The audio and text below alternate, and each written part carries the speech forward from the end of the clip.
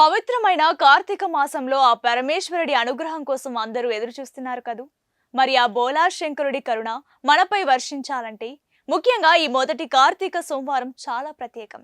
ఈ మొదటి కార్తీక సోమవారం ఉదయాన్నే శివుడికి ఈ 5 వస్తువులు సమర్పించండి చాలు.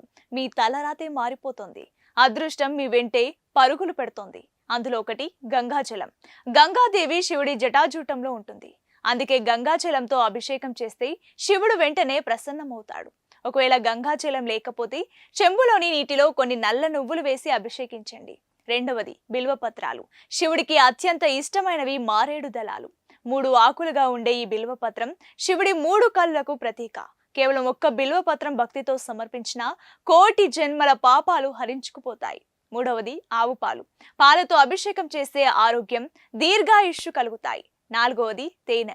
ఇక చివరిగా ఐదవది జిల్లెడు పూలు. ఈ 5 వస్తువులను భక్తి శ్రద్ధలతో మొదటి కార్తీక సోమవారం నాడు శివుడికి సమర్పించి చూడండి. మీ కష్టాలన్నీ కర్పూరంలో కరిగిపోతాయి. మీ ఇల్లు సిరి సంపదలతో నిండిపోతుంది. మరిన్ని ఇలాంటి వీడియోల కోసం మన ఛానల్ ఇప్పుడే సబ్స్క్రైబ్ చేసుకోండి.